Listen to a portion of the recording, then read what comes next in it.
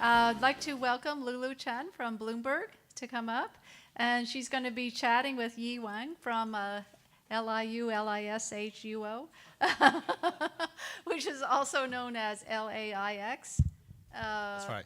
which went public recently. So I'll let Lulu take it from here. Thank you. Thank you, Rebecca. That was a fun session to kick off the night. Actually, just a few days ago, I was talking to miners, and they were thinking about launching a whiskey coin, so that's the tech angle there. So we're talking about the evolution of tech companies. Obviously, it's been a very eventful, fruitful year for you. You launched your IPO in the US. What was your main takeaway from the IPO? It's quite an experience, right? We went public on the 27th of September. People told me that's not the best time ever in history to go public, but there we go. There we went, and I think the whole process I think was a very good learning experience for us in terms of really establishing this kind of bi-directional dialogue, especially our model is very, very new. Our ticker and the new corporate name is LAIX, L-A-I-X, which stands for Life Empowered by AI to Reach Infinite Possibilities, right? So the concept, thank you. By the way, our Chinese name is Liulishuo, which means speak fluently. It's gonna be our the brand name for our language learning product lines. But the fact that people now realize AI-powered virtual teachers on your smartphones can really help you learn something. So let's take a step back and talk a little bit about your company for those who aren't that familiar with your business model. Most people know you as an AI company that helps little kids learn English in China. But can you walk us through what are the specifics, what makes you unique as an AI company teaching little kids English, and what is your revenue model? Okay, first of all, actually, our user base is not just kids. In fact, only 1/3 of our entire over 80 million registered users are in the K-12 range. All the rest are college students and adults and working professionals. What's unique about us is, if you look at the entire sort of education landscape, right now I would say like over 90% of the market is still dominated by the so-called 1.0 companies. These are bricks and mortar schools, offering, tutoring kind of service, right? And then in the last 5-7 years, you see the 2.0 wave of companies coming up, which match human teachers anywhere in the world with students online, right? And those would be like VIP Kids or 5 a whole bunch of them, right? They started from one-on-one, now it's small groups, classes are becoming more of a trend. It's a whole slew of them. We saw that, but we came from a kind of different angle, right? All three co-founders of the company, myself included, we worked in high-tech companies in Silicon Valley. I was a product manager at Google, and we have a scientist from Google speech team as well. So we really think, we want to find a way to scalably solve people's personalized and highly effective learning problem. We think, all the bottlenecks we see today in education, at least 3 of them, high cost, low efficiency, people spend too much time, right? And uneven distribution of education resources. Actually, all 3 of them have only one same root cause, which is the short supply of high quality teachers. It's a supply side problem. But even though the 200 companies, I think they did a great job of unlocking the supply from a global scope, but still they are bound by the quality and supply of the human teachers. So we thought, well, maybe we can just take one big step further and create some kind of virtual teachers that can play some of the roles that human teachers play. So how does your AI system grade people in terms of how they perform? Like, what are the metrics, and how do people know how they're doing? Yeah, feedback is really important, right? Without feedback, you wouldn't be able to make progress. So we started from a very niche kind of interaction, which is just giving you feedback on your pronunciation, of your English pronunciation. That's the key feature of the 1.0 version we launched in February of 2013. We actually started only by giving you at the word level and sentence level how good or bad you're performing, with a score and the words highlighted in green meaning pretty well and red meaning no good, right? And then we went deeper and deeper into the nuances. Now, actually, our engine has, supported by probably the world's largest speech database of Chinese people speaking English, over 1.3 billion minutes of conversation captured. We were able to systematically, accurately grade your speech across the 4 main dimensions, including pronunciation, grammar, vocabulary, fluency, and coherence. These are the core 4 dimensions. For example, the standardized tests like IELTS and TOEFL, test people on. And we will not only be able to, give you a score, but also identify the key mistakes and give you suggestions on how to correct them. And the users want to pay for that service, and it's a subscription-based service, hence your revenue model. Not only that, but that's part of it. But what the users actually are paying for today, we have our main AI teacher product, which was launched first in July of 2016, as part of the world's first AI teacher on smartphones. They pay as little as 99 RMB, like $15 for a month, and the whole year costs you about 1,000 RMB. And with that, they not only get this kind of feature I talked about, but actually it's a whole package. It's a systematic curriculum that can take you from anywhere you are today to a higher level you want to go.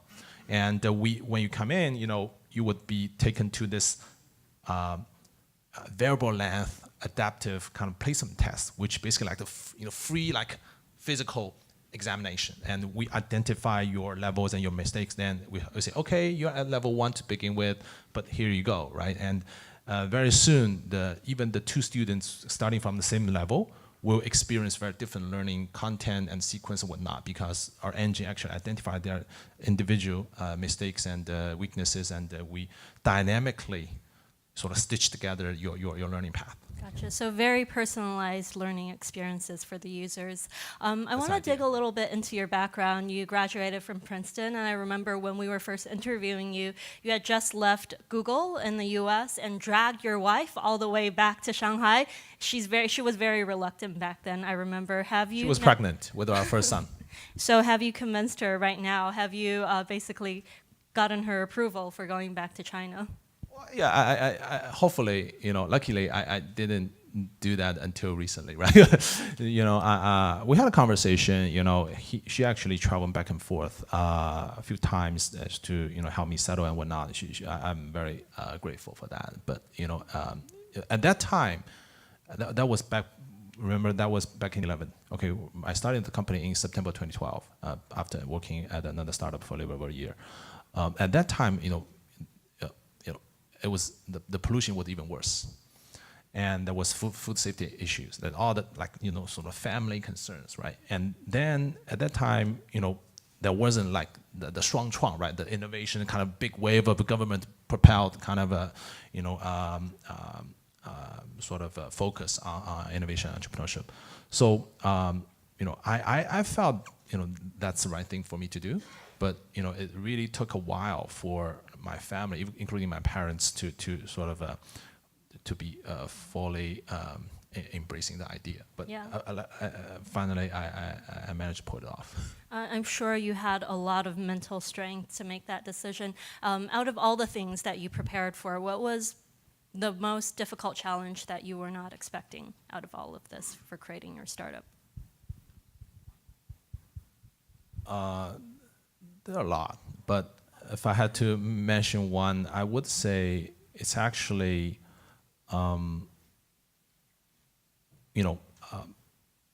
picking the right path instead of the easy one. What do you mean by that? And without knowing 100% what's going to come out of it. For example, when it was 2014, we reached 10 million users. Okay, it's all well and good. VCs are wanting to invest in another round, and a lot of people, including some of the existing investors, they say, "Hey, now you have the traffic. Why don't you just get some, teachers in North America or Philippines, right? And you match them with students. Boom, you have revenue, right? It's so obvious. It's very tempting, we actually thought long and hard about that, and we realized it's doable, but it doesn't seem to have that high of a barrier. That's for one thing, from a business model standpoint. The other thing is, comparing to the offline kind of learning, mode, it's not significantly better in terms of improving user experience or learning efficacy and efficiency, which is really the core. So then we kind of close our eyes and just try to look as far into the future as possible, and we ask ourselves, what's gonna be the new thing? If 5-10 years from now, how would people learn something new? It could be a language, could be something else. Then we realize, a product, a highly personalized product, can be the answer. And we know from our technical background, we know something could be even more personalized than a human teacher. And obviously, the scalability aspect is even more attractive. It's without saying, but it's hard. Right. So we debated for about half a year. I interviewed a lot of publishers wanting to license their content and trying to turn that content, for morph them with the technology that we built and turn them into a product. It's hard. Then finally we decided to pull the trigger, and we basically entered a very dark tunnel. And we were in a tunnel for 18 months. We don't even know whether there's an end to that. That was the 18 months of just head down development of this AI teacher product. And at the end of the 18 months, we only came up with 3 levels. Now we have 8, right? It's a long process. It's very high risk. But luckily, when we launched this product in July of 2016, it was received by the market pretty well. Right. So having the courage to say to your investors, to fight back against your investors when you think that the path is not right. I know you work with Cherubic Ventures pretty closely. You're one of their star portfolio companies. Can you tell us what the dynamic between a startup here in China, but the interaction, the dynamic between startups in China and their investors are? Typically, if a startup wants to, if a VC wants to do well in this part of the world, what are the startup founders looking for? I don't know. Tina is here, one of their partners, and Cherubic, Matt is a great friend of mine, not just an investor. We started working together since the very, very first round, right? Together with GGV and IDG. I would say you see sea turtle entrepreneurs like us, like returnees, right? Who study and work in the States and back to China, and there are pros and cons of this type of founders, and we were actually very fully aware of that. We actually reminded ourselves, hey, you really need to condition yourself, 接地气, right? To really know your customer. So that's why I didn't start right away. I actually worked for another startup for 16 months, and I didn't think of an idea when I was at Google. I think that's just pointless. I said, okay, now I've decided to go back. I'm going to take my time. I would just watch the same TV show, which I didn't have time to do, but just take the subway and just observe the users and just have lunch meetings, lunch with friends and whatnot, right? And actually, this English learning idea, came out of my many working lunch with my younger colleagues. They told me they have this need to learn English and were being frustrated with the offerings they got on the market. So once you've got that, then you've got to look inside yourself and see. And ask the question, what's unique about myself and my team, and what's the angle, right? I still remember the first conversation I had with Matt, in early 2013. For an investor like Matt, he invests on both sides of the Pacific, right? So with that, I think it's a good match, because for one thing, he really understands. Founders like us, we are very tech and product driven, and he got it right away. But then, while we are doing startups here, he brings perspectives from the broader market, not only in China but also in the US. Yes, I still remember, we oftentimes we catch up over breakfast, yeah, like oftentimes actually in Park Hyatt in Beijing, we'll have like a 2-hour breakfast, and just he will say, okay, I've now met these new companies, and these are the new trends I'm thinking, what do you think?